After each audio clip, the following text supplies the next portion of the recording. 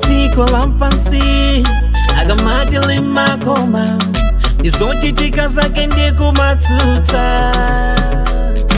umpawe ndimatendawa zikungochulukila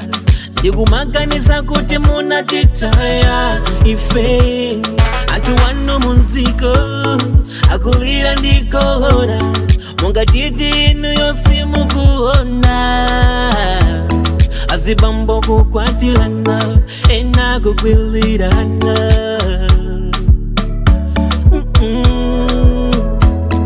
azimaye hatamanta ngaragalu wachiwewe akumagona ndiye naobalaoka koda mbuye yesu titibundagayendabe paulendo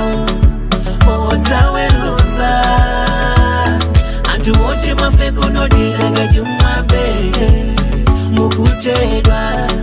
tikudikila inuyo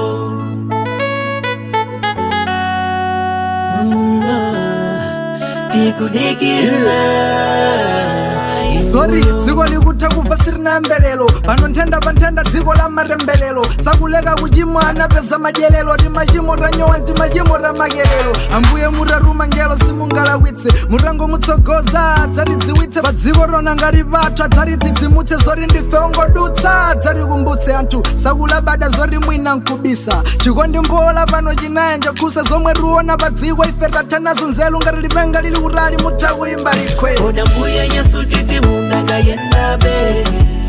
paulendo otaweluza antu wochi mafekunodilagajumabe mukuchedwa tikudikila inuyo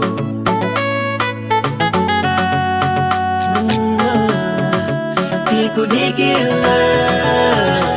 inuyo inuyo inuyo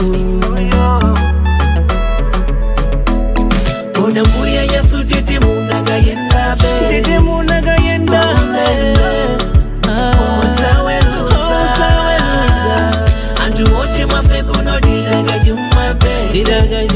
mukuchedwa